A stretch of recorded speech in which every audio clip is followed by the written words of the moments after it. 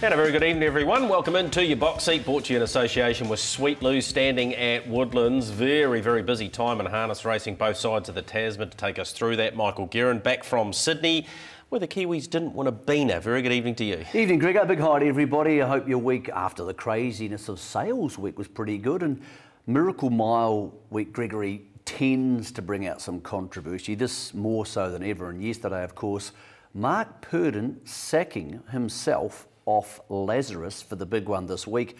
A race which about probably 4 days ago, Greg, we wondered how Lazarus could lose the Miracle Mile. Plenty of people now asking how we can win it. We'll talk to those in the team a little bit later on, but also important to give our domestic racing its due, and I think a very popular Group 1 success at Addington last Friday night. Yeah, an exceptional night it was at Harness Headquarters in the South Island. We'll have a look at the Group 1, the Breeders, 46th running of that very good race. Miracle Mile, we'll talk to the All-Stars, the Derby Oaks, massive day there at Menangle, and we'll have a look at some of the domestic cups that have been run in the country over the last week or so. So a lot to get through. Let's get straight back to Addington Raceway from Friday night. This was the Group 1. PGG Wrightson Standardbred Breeders Stakes, one of only a couple of Group 1 for the mares only in the country, and gee, she had to be good to win this. Bonnie Joan and Better's Heart. Utmost Delight's gone to the lead. Half a length on She's a G&P. It's Utmost Delight though. It's the Northern Mare. It's Ricky May and Stephen Reid. It was nearly disaster at the start. It spoils at the end for Utmost Delight. Has beaten She's a G&P and American Empress. Well, it's been a race, Ricky May, that's been very good to you over the years, and the writing was on the wall with this girl last time. She was outstanding, and she had to be again tonight. Yeah, from the draw, it was a very good run. She was full wide, going around that top bend over there, so, I mean, she's lucky enough to get in. It sort of saved her a wee bit. It might have won of the race, but still a great performance. Ricky, you've had a good association with Stephen Reid over the years. Nice to drive him a Group 1 winner here tonight. You've won that many of them here at Addington Raceway, but that must be a pretty cool feeling for you. Oh yeah, Stephen's such a great trainer, isn't he? And the ones I have driven for him over the years have all been pretty good, I can tell you. Tell me where your confidence levels were at the highest. Was it in the barn before you went out there? Because he's a confident man, Stephen, or did she just give you that feel last time that you thought a Group 1 was possible? 2 weeks ago when I drove her, Stephen had given no instructions, but she went that good here 2 weeks ago. I thought she'd be bloody hard to beat. Well, congratulations to you, Rick. She's still pretty much full of herself. You got yourself another Group 1. Well done. Thanks, Greg. Yes, a half a dozen wins in that race for Ricky May. He certainly has done a great job in that particular race, but the job done by Utmost Delight. 4-year-old mare, the start wasn't great, got pushed 4 wide when David Butcher came out on Better Be Amazed. There were no favours there at all, Michael, but she was simply too strong. Maybe the writing was on the wall the week before, or 2 weeks before, but more so after that race. She's very, very good. Look, obviously she is. I didn't think she was that good. I've always liked her as a filly going through last season, but I didn't expect her just to come out and bully them. If Dream About Me did that, you go, wow, that was some win. That was a very, very quality performance. A lot of people really happy, of course for Ricky, but I think more so for Stephen Reid. Reid man's had a really tough last couple of years. He's had to recalibrate some things in his life and in his job.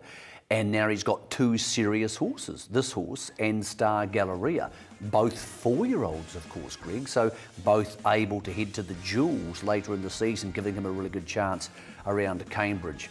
She's an open class horse. Whether she's good enough to win, you know, serious male open class races against the boys, that's probably doubtful, but with this sort of ability, she's going to have an awful lot of fun in the mares races. Sometimes, Greg, I just wish we had more of them. She does have that Jewels, but next season, if she's based domestically, what's she got, 3 races? Yeah, restricts really? Quite a bit. Out of Victor Supreme, of course, herself won 16 or 17. I think she finished second in an Auckland Cup behind Chokin. So breeding-wise, Victor's Delight was another one out of her that Stephen Reid trained as well, won a stack of races. Funny thing, Victor Supreme, she had quite a bad gait. And of course, she ran second, later disqualified for a very minor offence in an Inter-Dominion final at Addington. The Golden Rain one, wasn't it? Yeah, you sort of wonder with those poorly gated mares whether they'll go on to make brood mares. But yeah, obviously this one has, and the motor is clearly there. Another one for Charlie Roberts, who hasn't been in great health. So Charlie, if you're watching the show, lots of people thinking about you. And as I said, Greg, interesting time for Stephen, because he's now got 2 real racehorses in serious form, heading for a bunch of races, including the Jewels, at a time when both these grades are starting to fall away a bit. Like Star Galleria probably wasn't going to win a Jewels against Vincent or Ultimate Machete, but they're gone by the wayside now. And this mare also now has 4-year-old mares around her who are good without being intimidating. So she went 3.9, which was a very good time because it was quite blustery there. The Orange Agent the year before went 3.7.4, which is the record. So it's a wee way off that, but it's still a very, very good run, particularly when you worked as hard as she did. Yeah, as I said, I hadn't seen that version of her before. They just come and rough up good open class mares. So, you know, you can make a case at the moment she is at least as good as any mare in the country, because Party On scratched this week in Sydney and her form's been up and down. Obviously, we haven't seen Dream About Me, and we're not going to see her for the rest of the season.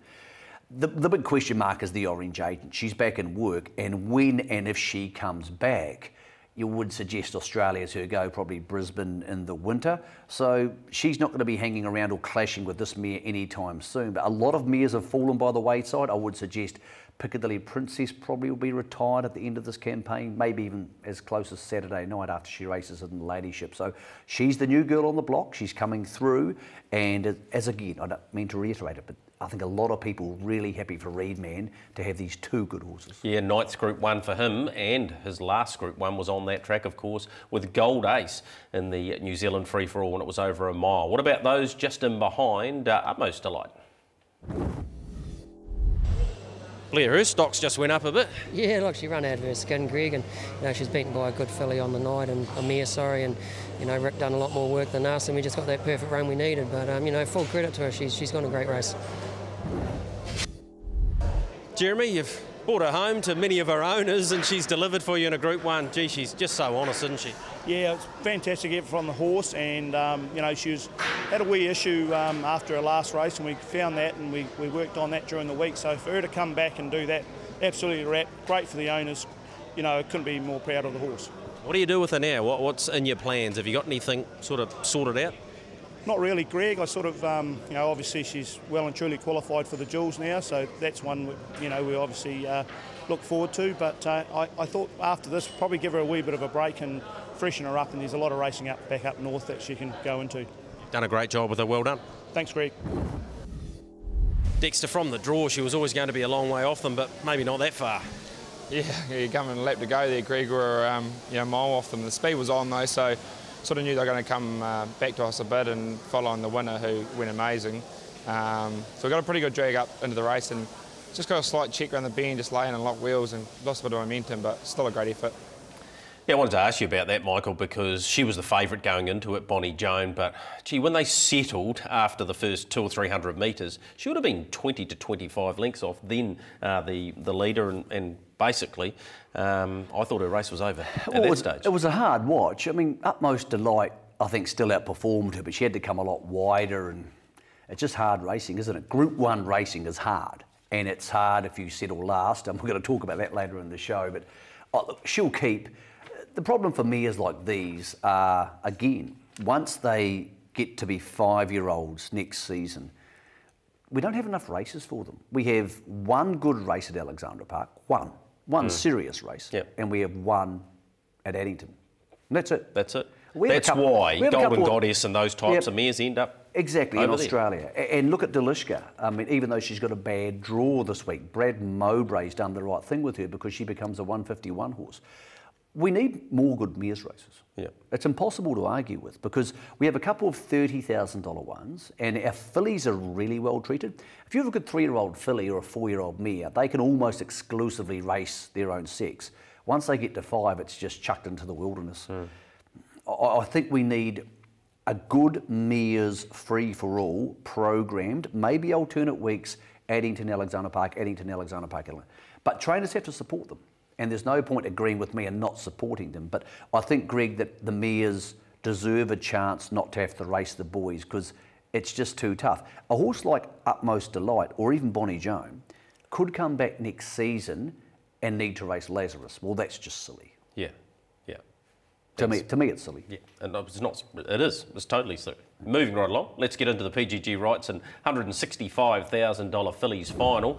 On paper and on the tote, it did suggest that there were 3 winning chances. They were all there turning for home, but one was simply too fast. The money, it's Better Joy though, 100 metres to go, margin a length on Elmac, and then came Feel the Money and Sweet Mary, but it's Better Joy, and Better Joy is just too good for Elmac. Feel the Money's run 3rd and 4th to 5. Well, here's a race that you hadn't won before. I don't mind winning it, Greg. Decent sort of a stake, 165,000, and she's a good filly. Yeah, she is. She's just a lovely filly, Greg. She's come back a bit stronger from her 2-year-old year and put in some great runs this season. So, you know, once she got the front and probably not her best position, but once she got pretty good sectionals, she was always going pretty hard to run down. Yeah, with that win tonight, you're able to get a real slingshot into the straight, and if you can do that like you did home in 26, very hard to run down. Yeah, she's a pretty quick filly, and obviously the 2 best ones are hardest to beat outside us and on her back. So, you know, we're pretty lucky. Sprint quarter like that, and Elmac went great to go with me, you know, all the way down the straight. So, yeah, don't rap to get the win. Okay, what's she going to be like when you step her up over a little bit more distance? Because she can stay too. She can, and when she gets over distance, she's probably one of those fillies, you know, circumstances permitted that she'll follow speed. So, you know, she's, yeah, it's a good filly to be sitting behind. She's pretty versatile, Greg. She's very good. She beat Nostravila, didn't she? The only one to beat her as a 2-year-old in the semi-final. Yeah, and of course she got beaten on Saturday night only for the 2nd time. So the quality's always been there. Look, the lack of pressure that she copped in the first half of that race, and even from the half to the quarter, just meant that she was impossible to run down. I thought Elmac, I think that's what we're going with now, because apparently it's what Jean has named the horse after her granddaughter, so we'll stick with that now. But she was good. Dizzy Miss Lizzie wasn't as good. Couple of things out of that. Distance between when she ran in the Sire Stakes final and missing that run at Methven, although Better Joy had the same issue. And burning her early. Whenever she's been used off the gate, and from that draw you had to use it, she's not as potent late. That's what I took out of it. I don't think there's much between them, to be honest. I think reverse the run and put Elmac, if it's what it's called now, put her in front, she probably wins the race too. But Better Joy, the same 3 trainers we see there in 1st, 2nd and 3rd often turn out to be the same 3 trainers who have dominated a lot of these Sales Series races over the years. I mean, Nigel McGrath has an outstanding record in them. Obviously, Mark and Natalie do too. And so does Crandell Getty. He has an outstanding ability to select good yearlings and then get the best out of them. This horse, I think, cost about $80,000 at the sale. And so I'm saying that Nigel finished 3rd here, obviously. Robert Dunn's horse did, yeah. And, he's another one, yeah. And it ties in nicely to last week, you know. These guys do pay decent money at the sales, but if you set them for these races, and that's why you pay them up for it, and you do have the graduates and the races going through, they wouldn't won last week for life. They tend to pay for themselves, unless it's huge money like the 230 last week. Dexter's driving beautifully. There's a real heavyweight contest going on between him and Blair, but for this filly now, she is getting to the stage where you could retire her at the end of the season and she would still have a great broodmare career because she's well bred and she's won enough now. But there's a smorgasbord for these horses, Greg. That's half the problem, is deciding where to go. I'm sure they would have loved to have been at the New South Wales Oaks this week, but this race was too close, so they couldn't. And now you've got, do you go to Victoria Oaks? Do you stick around for the Neville and the Oaks at Addington? Then you've got the Jewels, and then you've got the Breeders' Crown. So these 3-year-old fillies can be really, really busy. Well, she's got $265,000 in the bank now. Exactly. And she's got gate speed, and she's in a stable where they know how to travel horses well. And Dexter obviously drives well in both Australia and New Zealand. I think she'll be in for a long season, and I think she's the type of horse who could pick up 1 or 2 Group 1s. Same for Elmac and Dizzy Miss Lizzie. Again, another one who's in that bunch, Greg. So some good fillies, but I do think that there's no dominant filly in this group. Wanted to mention Feel the Money. Well done to Nigel Armstrong and his syndicates, the Westview, and then, what does he call them? The Witches of Westview 2018. Look, they've had a listed... Not sure it's a very fair name. Well, they're loving it. They're turning up in their witches' hats and broomsticks and all sorts of things. So, well, they've owned this horse for a very short period of time. They've had a win, and now they've been placed at listed level in a $165,000 race. Do you think they're going to have some fun over the next couple of months? And it's a great way to get people into harness racing, is to say, look, whether it's your local cricket club or rugby club or a bunch of girls with similar interests who want to go to the races. I think there's 100 in it. And have a wine, you know. But mate, people find the common thread for people and say if you divide this by 100, it's not a lot of money. So syndication isn't the answer to harness racing's woes, but it's a very important part of the puzzle, I think. But it wouldn't be an easy thing to do. I wouldn't do it, but it must be very gratifying to see that many smiles on that many people's faces. Yeah, well done to Nigel and Brenda. Good luck, and I hope she continues to race very well for you. As we go to the break, a man who's won plenty of good races in the past, Brendan Hill, Quinellid. This one, first upper, Bardo. Gee, this was an impressive performance, running down stablemate Acuto and providing the Hill team with the Quinella. Leader is still Acuto. Margins are neck on. Bardo, who's still coming. Bardo and Acuto. Brendan Hill, Quinella, Bardo on debut. Bardo won at a length and has beaten home Acuto and Debaba.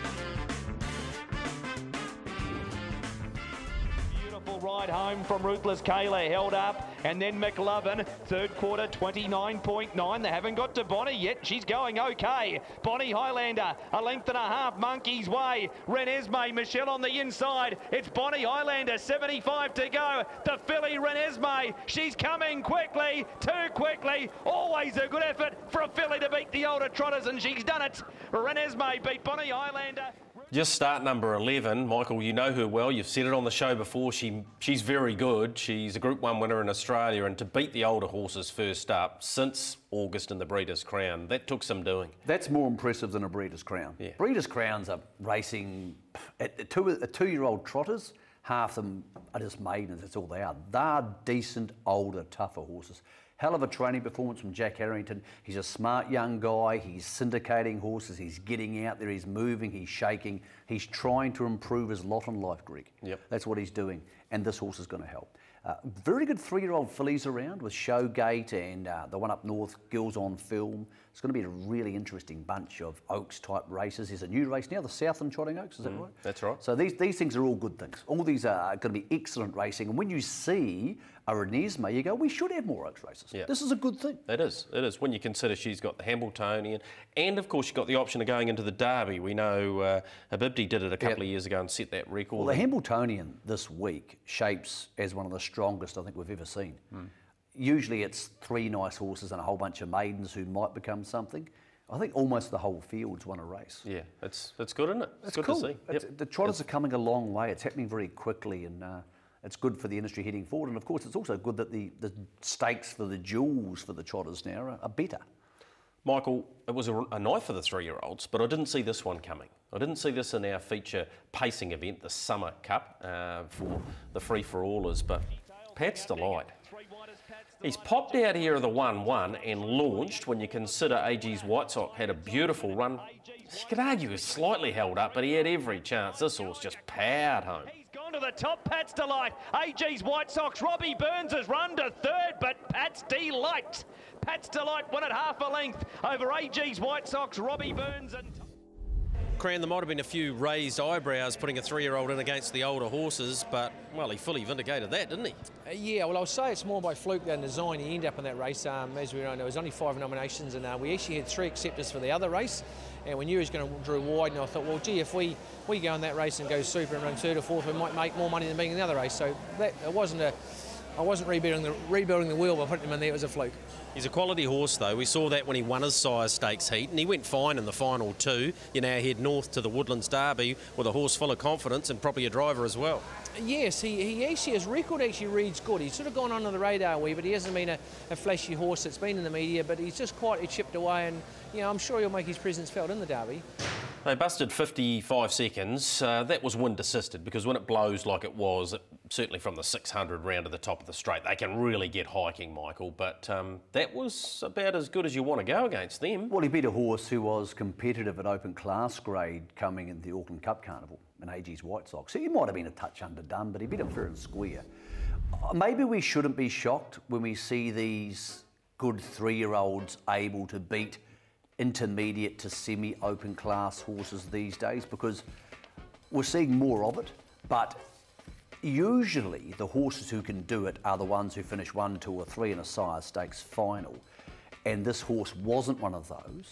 So now we're seeing the fact that more and more of our 3-year-olds, because I suppose if you technically think of what they are, they're probably 152 to 151 horses, our best 3-year-olds, which is probably the same level that an AG's White Sox is at. So I think he'll improve AG's White Sox, but gee, you've got to be good to be a really good 3-year-old these days. Yeah, but he got picked by me as the best bet. But Yeah, I think we need to tell the nation the real truth here. Yes, we actually both wanted to pick AG's White Sox last week as our best bet, and that's an awful lot of stupidity for one horse to carry around one racetrack. We'll talk more about that later on, because you can have your... So he goes to Alexander Park this week, eh? Yep. Yeah, that's good. It's a funny derby because Chase Auckland is by far and away going to be the hot favourite for it, but then I wouldn't say it tails off, but it's an unusual derby. We don't have this conglomerate of horses coming into it with a whole bunch of form behind them, because we have had no joy with the ones that went to Australia. So Pat's Delight's got a huge chance. At the moment, in my mind, he would have to be second favourite for the derby. Yeah, I have to agree with you there. Here's another one that came up and bit most punters on Friday night. Benchmark, of course, spent a lot of time in Australia for trainer Murray Howard, family-owned horse, and, well, he did this in the Feature Summer Trotting Cup. The Livra's Gift, a neck on Benchmark, who's got the Livra's Gift right in its sights. Benchmark trots to the lead. Everybody knows is into third, but Benchmark has beaten the Livra's Gift. Well, when you came to the media and said, I'm going to get this horse ready for Dexter Dunn to drive, you couldn't have got it more right, Murray. No, I was pretty lucky that way, yeah. Talk us through the preparation for tonight. You had a bit of confidence going into this race. He did some work in it too, and he's been too good. Yeah, well, he's improved since he's come back from Auckland. We brought him in here on Monday, and well, Dexter said after the last race might just try the pull downs on him just to sort of jazz him up a bit, and so we tried them there on Monday, and he ran home really good. He was pleased with the way, work on Monday. So we were pretty confident, but Harriet Mott's a good trotter, so we would have been happy to run place, actually, yeah, to her. Right, you've grabbed a win, and now you'll find yourself in the Group 1 Trotting Championship here. Is that the next go for him? Yes, well, it is.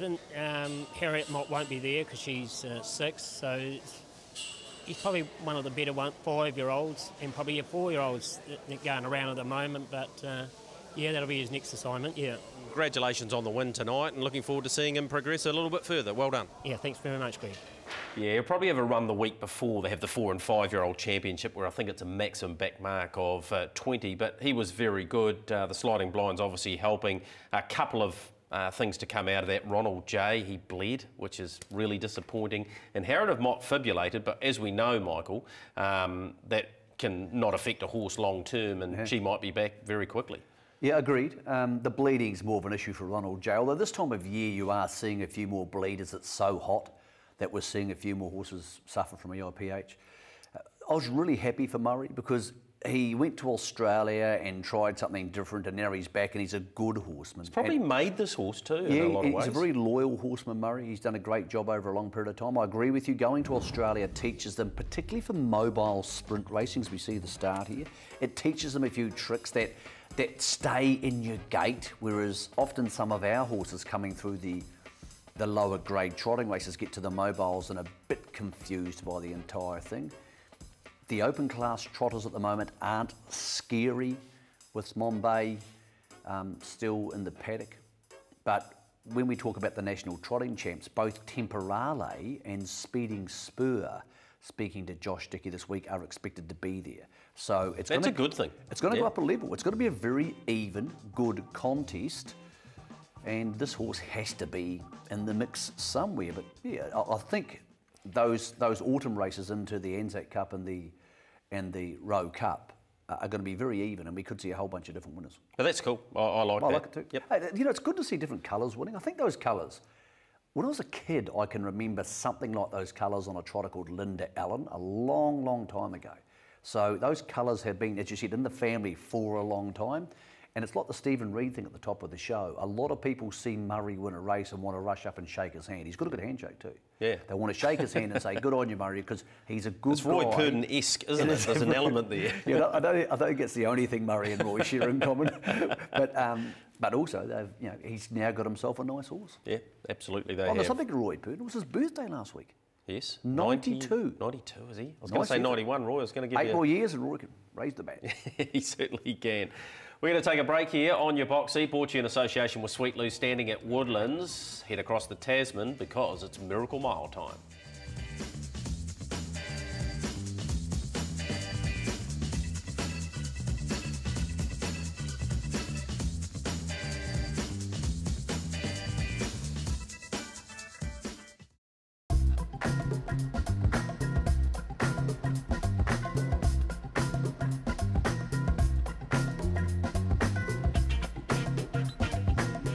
It's all about magnificent Menangle this week. It is Miracle Mile week, of course, first run in 1967 when Robin Dundee and RM Cameron did the business. There you go, we've got Lazarus and, of course, Quasi Kiwi Field Marshal for the Butt Brothers in the Group 1. It goes at 11:32 New Zealand time. Piccadilly Princess and Delishka in the Group 1 Ladyship.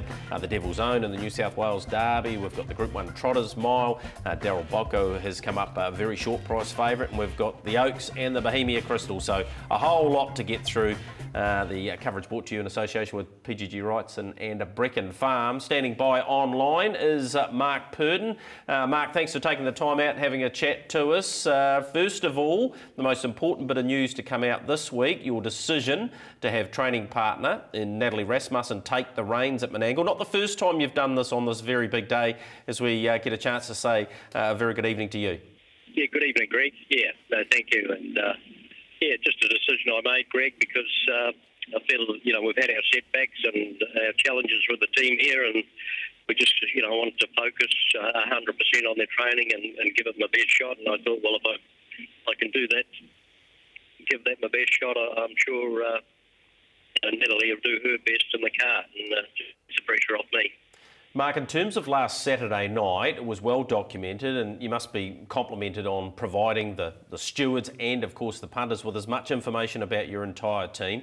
The team did have a bug, and that stemmed back to Party On the week before.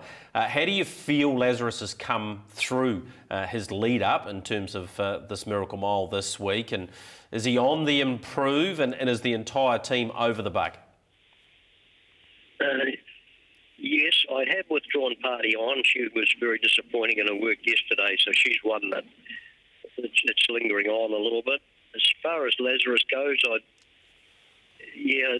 I'd like to think he's on the improve. He appears well and healthy in himself, and his appetite's good. So, I'd like to think each day we're going to see more and more improvement with him. Mark, the expectation around this horse every time he goes to the races is he's just going to line up and win. Last week you had Barrier 1. Conversely, you've got the outside. This week, that changes the way Lazarus is likely to race, where normally he's well on the speed. It'll be interesting to see what plan you come up with this week. Yes, that's right. There's going to be a lot of speed early, and I don't think he's got the gate speed to be amongst them early, but certainly, be nice to be handy or right up there with them, sort of tuning in. Mate, last week, he just didn't look entirely happy once he got crossed off the gate marketing. Looking head-on the coverage, he appeared to be half hanging down the back straight. Was that just because he was out of his comfort zone, because he might have been feeling the effects of that lingering virus? Yeah, sure. Like, he just didn't feel like himself, Mick, and when he's moving up that last 600 and he knows it's, this is the last lap, and he generally starts to feel stronger, and, he just didn't have any of that. He just, he was really, I thought he was probably going to run 5th, 6th or 7th at the 400. He was really under pressure, but to his courage, he just really tried right to the wire. How can you turn him around, Mark, from a very brave but battling third to win from the outside of the gate? Do you honestly believe you're any chance of getting the New Zealand Cup or Inter-Dominion version of Lazarus to the track by 9:30 on Saturday night? Yeah, it's tough, and it's, you know, that was my decision to put Natalie on. As I said, I've just wanted to give him 100% all week and not have the pressure of driving the race as well. And, you know, I can't honestly give you that answer, but honestly, we're really putting everything into him and just doing our best. You've told me before, Mark, that on a morning like the New Zealand Cup, you won by 10 lengths. You're not sure what horse you've absolutely got to the morning of the race, and that morning you felt like he was bulletproof. Is it a case where when you put your hands on the horse and jog him out of the retention barn on Saturday morning, you'll know where Lazarus is? Or with the viral complaint, if it lingers, is it still impossible to tell exactly whether they're 100% over it? Yeah, look, the ideal would be to have another week, Mickey. I couldn't probably go into the race and say, yes, he's as good as he was, you know, in any of those feature wins that he's had this season. It's just the way it's worked out, and as I say, we're working overtime. We hope each day he just improves that little bit more, but impossible to sort of give that, to sum it up and say that he's as good as I've had him in like New Zealand Cup Day. Mark, there's a lot of people watching this show or in racing in general who want to see him win. They're Lazarus fans, but there's also people who want to back him, Mark, and they want to make money on the punt. Are you hopeful, confident? Where's your level that will see the best Lazarus on Saturday night? Because I know you can't be sure, but those people are looking for some guidance. What's your best guess for them? Look, I'm hopeful, and you know, there's one underlying thing, probably above all others, and that is he is a champion. So if anyone can come out on top, he can. Let's talk about the rest of the team, Mark. Piccadilly Princess obviously had the same bug a week and a half earlier by the sounds of it. So she's got a tough draw in the Ladyship Mile and some very good horses you know well drawn inside her. How do you rate her chances? She seems very well in herself. I was really pleased with the work yesterday, and you know, she's well over the bug. I'm confident of that. Her blood test was good too, so she'll go into the race and she'll go very well. And the Devil's Own, he's now obviously in the Derby, below his best last week. We know he can go better than that, but more importantly, Mark, he's got a wide barrier draw and what looks a very even Derby. Yes, that's right. There's a couple of very smart Emma Stewart horses there, and they're going to take a lot of beating, but yeah, he's another one. His blood test was good on Monday, and I was pleased with his work yesterday as well, but look, he's probably a place chance at best, I think. It must be an unusual situation, Mark. You've gone into this day over the last 3 or 4 years as the dominant trainer. You're going in on the back foot. Is it a challenge? Are you disappointed? How are you feeling about things? Because it's been an awfully long summer for you, and at this last hurdle, you seem to have had the hurdle raised in front of you. It seems to be an enormously difficult situation you're in. Yeah, it's certainly been very challenging, and probably the most challenging time over my time of campaigning horses overseas. So, you know, we've got to look back and say we've been lucky too, and it's just one of those years, and you know, every trainer faces it at some time, and yeah, it's just been our turn this time, and it has been tough going. Mate, Heaven Rocks, I believe, is leaving for North America. What's the story there? Was it a case where the money was too good to turn down, or he had maybe not shown enough from standing starts to bring him back to New Zealand for a standing start campaign in the first half of the year? Yeah, that's right, Mickey. You know, we know he can be a handful, and you know, I talked to the owners and just said, look, I don't think New Zealand's his place to race with so many standing starts leading up to the Cup, and their first preference was to maybe sell him for the right money. So there had been some interest in him for some time, and I know they came up with the right money, and he's away. Mark, really appreciate your time. As per the norm, you're always great to us here on Trackside, and on behalf of harness racing fans across the country, we wish you all the best in your latter few days leading into the big dance, and hope Les can deliver, and your other starters on Saturday night can deliver to their optimum. And yeah, good luck in what's going to be a challenging time. Yeah, good. Thanks, guys.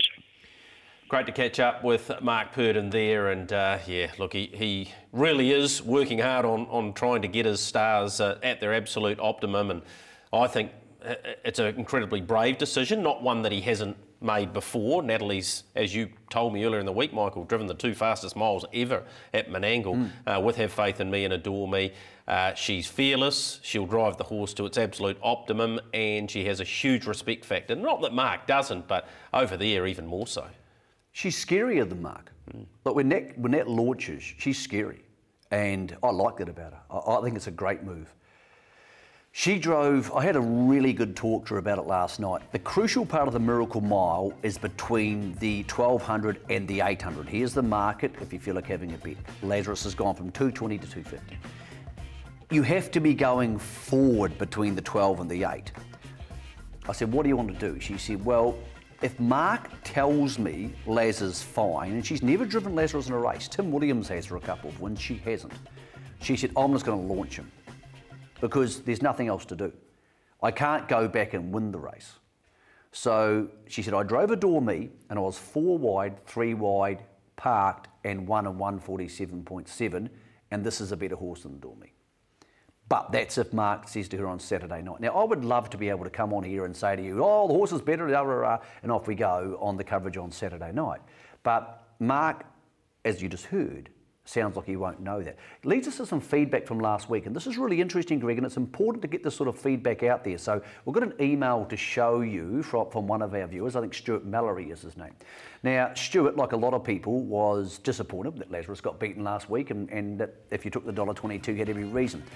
I want to break this into pieces for you. Because there's a couple of areas here. Okay. First of all, the TRB sent you over especially to Menangle to cover the New Zealand Champs race on Saturday night.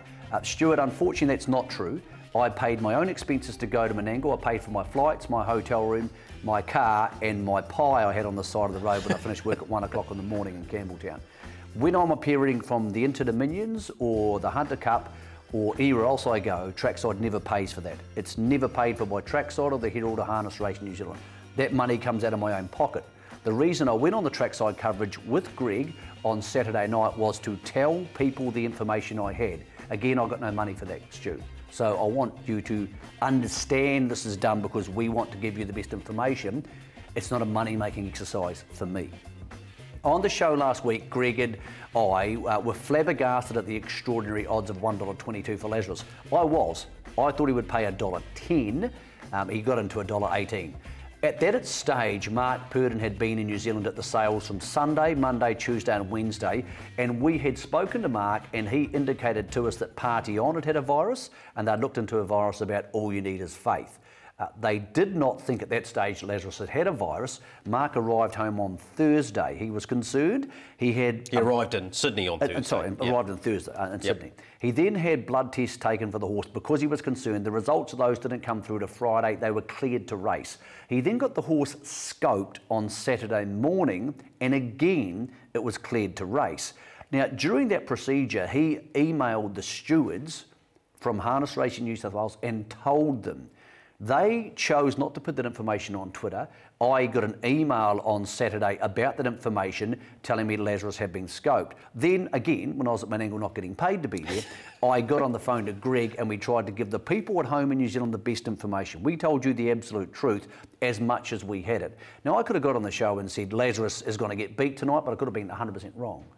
And Mark thought he would still win. But we and Mark Purdon, who was in New Zealand at the sales, because you can't be everywhere, thought last Wednesday the horse would be fine, and we passed that information on to you. When we had different information on Saturday night, again, we passed it on to you. It's a very valid point.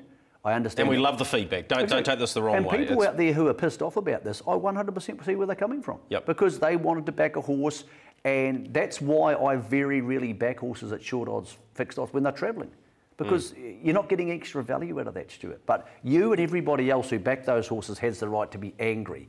But Mark Purdon's like every other human being, like normal people who are trying to get their car washed, look after their kids, do their job and take their kids to soccer training. You can't be everywhere at once. And he was at the sales investing or telling people to invest $230,000, which means he couldn't be at Menangle till Thursday morning. Unfortunately, that chain of events didn't start till Thursday morning. We had our show last Wednesday night. We're doing our best. We try to find the best information for punters. A lot of trainers wouldn't have told us, and they wouldn't have told the stewards. And the people who we hope we saved with that information on Saturday night wouldn't have found out. So and Michael, I think that's part of the process that Mark and Natalie and the All-Stars have embraced, and many of our other top trainers now. They understand the need to provide that sort of information. The other thing is that Wednesday to Friday or Saturday or Sunday, gee, there's a lot can change. I mean, we put up our best bet of the week on a Wednesday morning effectively. You look at a set of fields and your mind changes, the race pattern changes, scratching comes out. There's a lot that can change. We're only doing our best. It rains and as I said, I understand people being upset, but also there needs to be some reality. If you lose on the punt and you're angry, it's not always somebody else's fault. Sometimes things just don't go your way. But the chain of events there, the information passed on, I believe, from Mark, his vet, and hopefully us to you on Saturday night on the coverage we took out of there, and also passed on Sky Channel, because we went on there, again, unpaid, to tell people what we think they should do, because it's important that punters get the best advice they can. So, Stuart, that explains things, but also maybe put you right on a few facts you got wrong. We've seen Tiger Tara and how good he was. Do you know that was his 15th win since heading across the Tasman? That is remarkable in itself, from the 30 starts, and he's been all over Australia and New Zealand, by the way. But Anything for Love won the other Group 1 on the night, the other automatic qualifier for the Miracle Mile. And very, very good speed early. That's Heaven Rocks wide out. He ends up dropping off and finishing 5 lengths off the back of them at the end. He raced lethargically and has subsequently been sold, as we've just spoken to Mark about. Here was the winning of the race, the lead early on for Anything for Love, who's a good horse. Don't make no bones about that. Lenny came looking, then Soho Tribeca. At this point, Michael, I thought, well, he can't get beaten here. I thought he'd win. Anything for Love. I think what happened is Greg Sugars and Chris Alford on Soho Tribeca, who's outside the leader, and is getting there and getting there and getting there, but just doesn't get there. He and Chris Alford and Lenny the Shark were so worried about each other early doors for obvious reasons. Anything for Love just cruised away and had his little time in front, and things just ticked over nicely for him. He still went 1:48.7, the fastest winning mile in Australia by an Australian bred horse. He has blazing gate speed, and he's now a huge factor in the final. Not only because he could lead, but even if he doesn't lead, as we see that nose, which cost punters so much, he's going to put pressure on Tiger Tara. I'm not sure he's going to cross Tiger Tara in a heartbeat. When they're beside each other. Yeah. Very tricky. And Jillaby Kung Fu's a hell of a horse. Jillaby Kung Fu didn't race last week, and he wasn't in the retention barn. Here's an interesting thing about retention barns. If Lazarus had the remnants of a virus last week, and he's been in a retention barn, there's a chance those other horses have got him. Yeah. And that's why you don't bet on Wednesday. Bookies want you to bet on Wednesday. Don't. Most of the time, don't. And Jillaby Kung Fu wasn't in the retention barn, so they're all going again Thursday. He can win too, but I reckon they'll burn off the gate. What's going to be at this stage? They'll There's go a wee very way hard. Have you got one horse that you would suggest right now to win the Miracle Mile?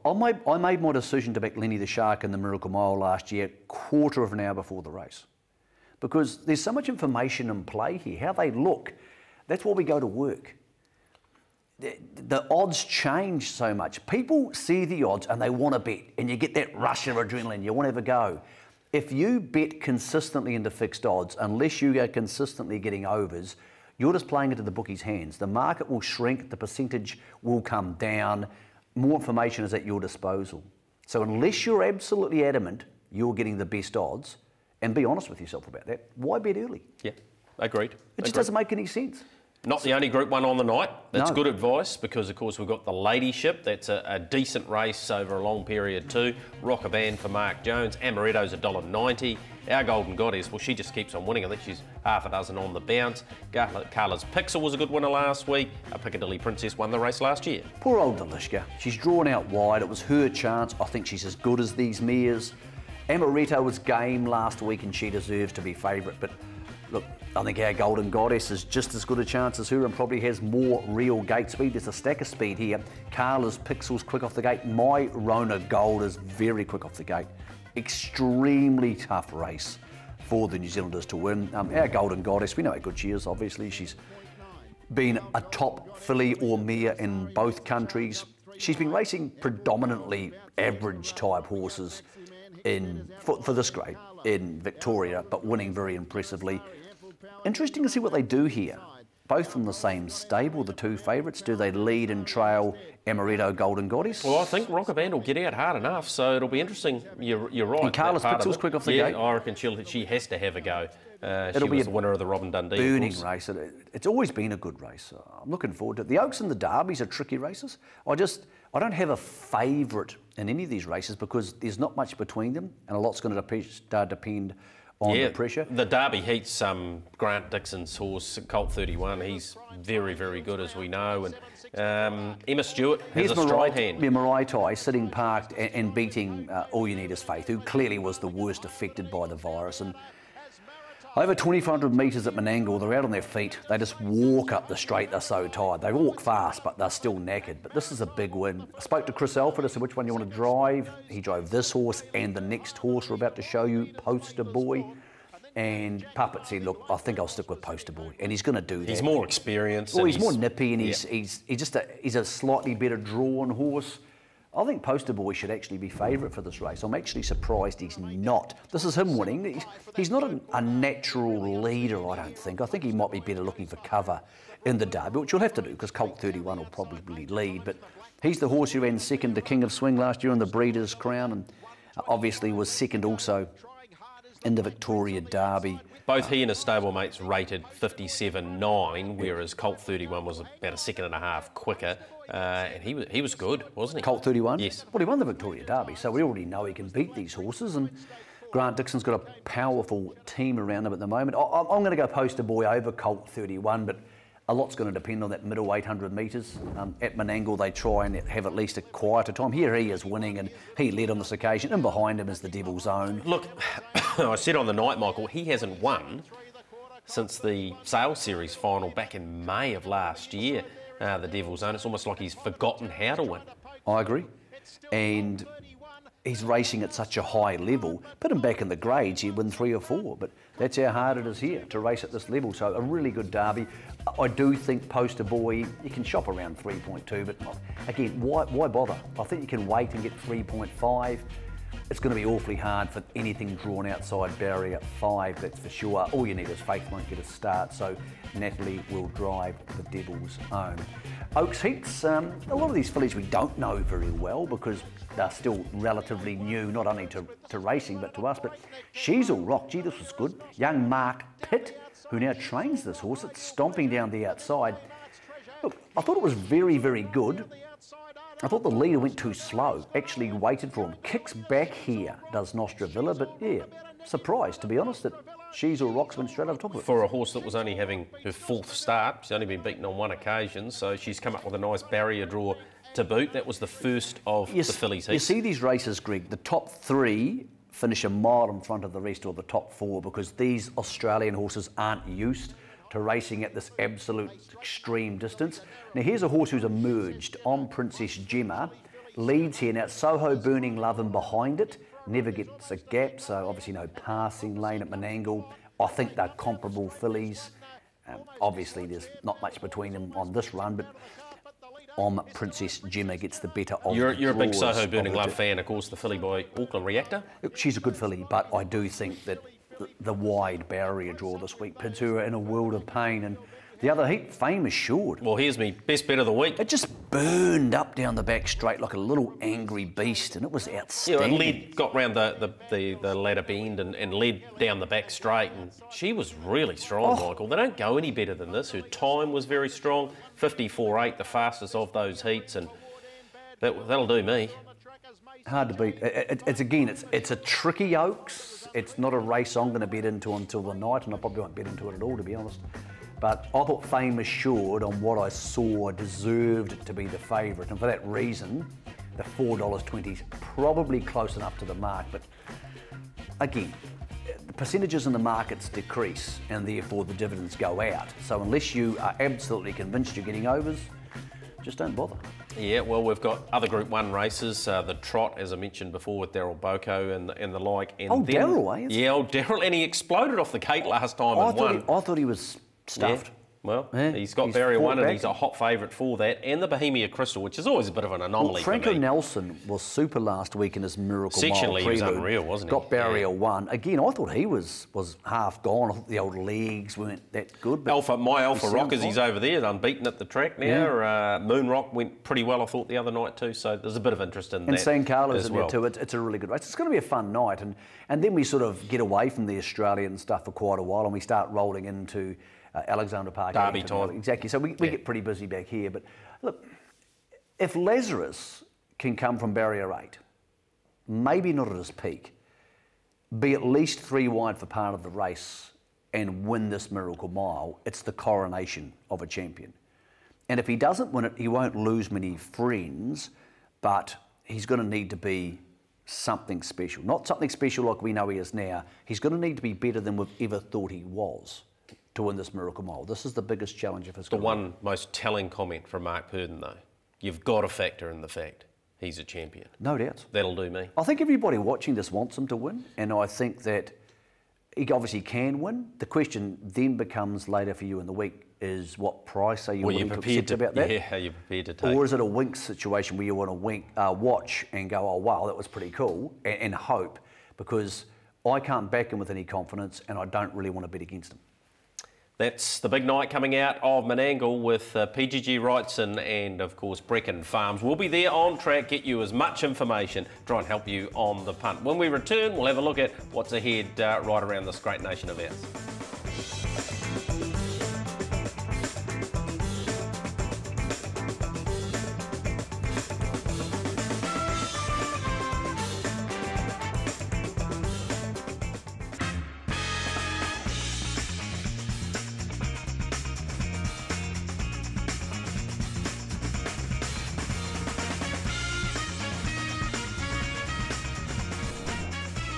And the Country Cup circuit continue. Black Chevron at Manawatu, Spates Ale House, good place to head and have an ale, and it was a little bit too good in the end. I think it's a great concept the way they've done the Country Cups, Michael, points based as opposed to having a final, and I think that's a fairer reflection of who's been the best in each region, and on this occasion Black Chevron continued on its winning way, and yeah, it was a pretty good effort, I thought.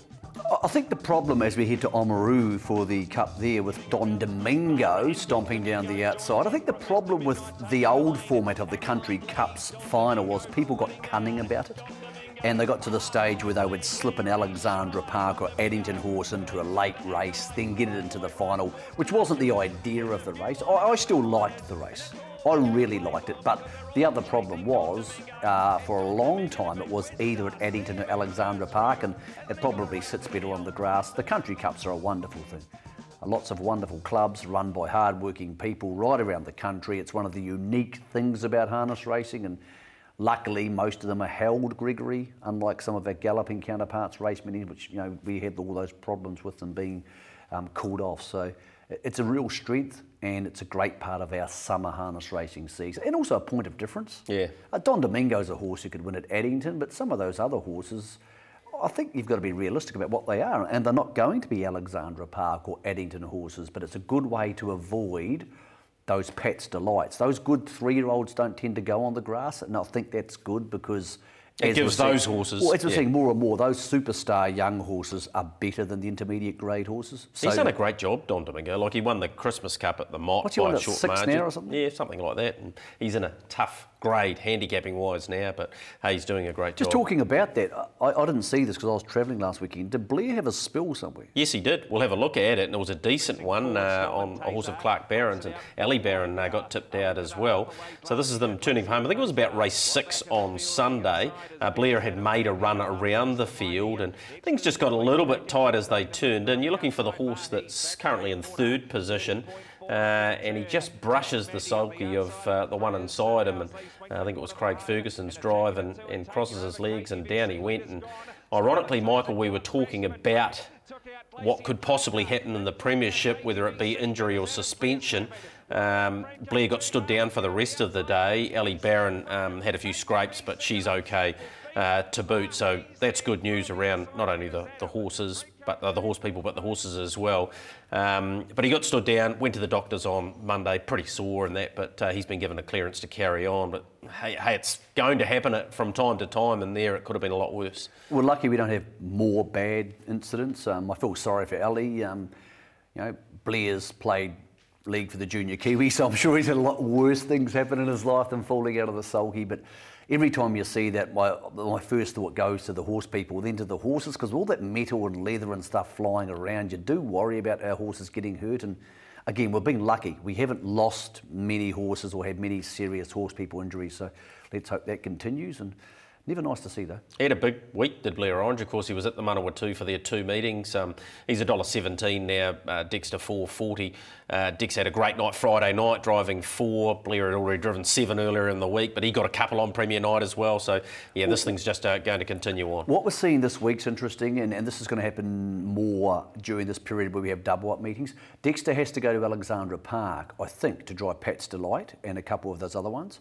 Well, then all of a sudden you're going away from your local track and you're driving 3 or 4 horses with only maybe 2 winning chances, where, for example, if you stay home, you might have a chance to win 4.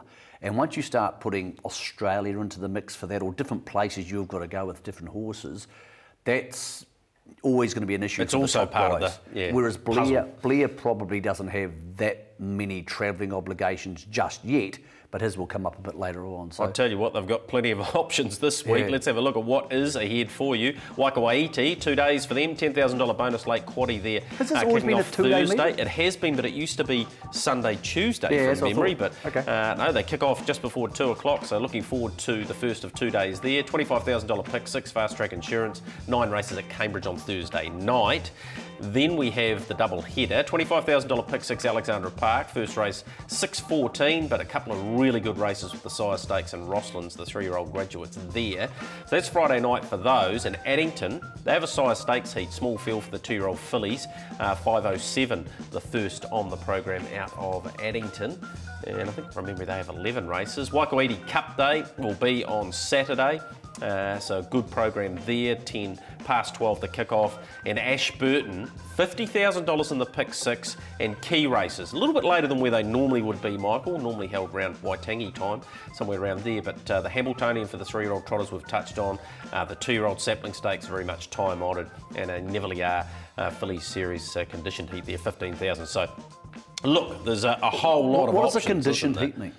Got me. It must mean that there are conditions around the race that if you're a Group 1, the fields aren't out at time. So maybe barrier draw base, because obviously you can't condition it to say that horses can't go in it. Oh, possibly. If they're a Group 1 winner, they might be excluded. But is that right? Well, that can't be fair. I can't guarantee. I can't guarantee this, Michael, because I haven't. I might look into it. I might have forgotten by the time we finish the show. Yeah, quite possibly. While you're talking, you can start crowing. You had a win. Yes. Yeah, thank God. My horse I tipped last week won, which is good because 3 times this year, or 2 out of 3 they haven't, so you're going to kiss me and not did the job, and it was nice. And your one got beat, which made me feel even better, even though I thought the White Sox would win too. So. Yes, well done to you, Brand. And our best bets for this week then, you'll be hanging out for these. Better step aside. I think he's been on your hit list before. He's a pretty nice horse. He had 2 options at Alexandra Park this week. He could go in the Graduate or this. He's gone in the right race. I think he'll be winning, but as I said, I've been a little bit cold, so don't get too carried away, punters. Fame assured for me, in terms of the Oaks heats, and we'll...